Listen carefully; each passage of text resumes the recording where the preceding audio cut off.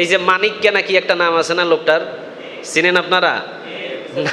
বিচারপতি ছিল না, নামটা কি? মানিক না?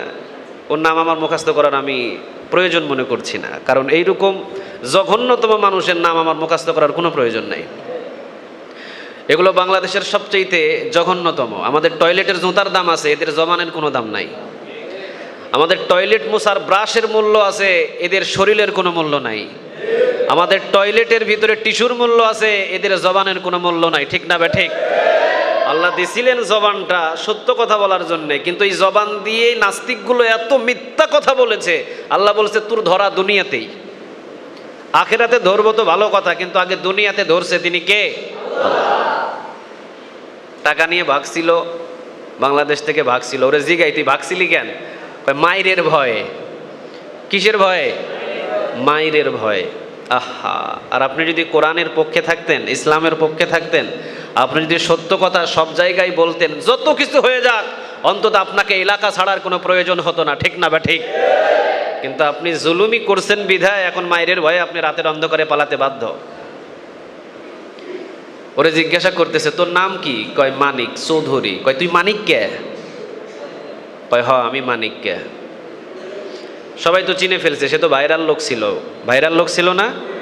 ভাইরাল ছিল। তারে কেউ চিনতো না, তারে কেউ জানতো না, তার পরিচয় জানারও প্রয়োজন কারো হয়েছিল না। কিন্তু যখন বাংলাদেশের বিশ্ববিখ্যাত একজন মুফাসসিরের বিরুদ্ধে যখন সে রায় লিখেছিল, একজন বিশ্ববিখ্যাত মুফাসসির আন্তর্জাতিক পর্যায়ের একজন আলেমের বিরুদ্ধে যখন রায় দিয়েছিল, তখন মানুষ তাকে চিনতে বাধ্য হয়েছিল। ঠিক না বা ঠিক? বাধ্য হয়েছিল যে মানুষটাকে, যার জন্য রাতের অন্ধকারে পলায়ন করেছিল। যাক, আল্লাহ সুবহানাহু ওয়া তাআলা যাকে ধরে না, কিন্তু যে যারে ধরে সে কি পালানোর কোনো সুযোগ পায়?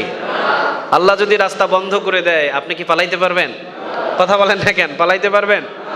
চরমজরিশপুরের বহু রাস্তা আছে, আল্লাহ সব রাস্তা আপনার জন্য বন্ধ করে দিছে, পালানোর সুযোগ আছে আপনার? না। আল্লাহ যদি বন্ধ করে দেয় আর সুযোগ নাই। ধরছে, মারছে, এমন জায়গায় লাথি দিছে, বলতেও তো লজ্জা লাগে। তো এগুলো হলো একটা জিনিস বোঝা আমাদের খুব প্রয়োজন। যখন আমি কোনো কিছু দায়িত্ব পাবো, দায়িত্বর যদি অপব্যবহার করি, তাহলে ওই অপব্যবহারটাও একদিন আমার দিকে ফিরে আসতে, কথা বলেন না কেন, ফিরে আসতে পারে। এটাতে কোনো সন্দেহ নাই, এটাতে কোনো সন্দেহ নাই।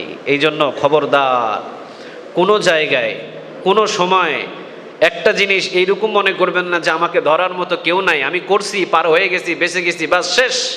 না, যা কিছু করেন আপনাকে ধরার জন্য আরেকজন বড় সাহেব বসে আছেন। তিনি কে?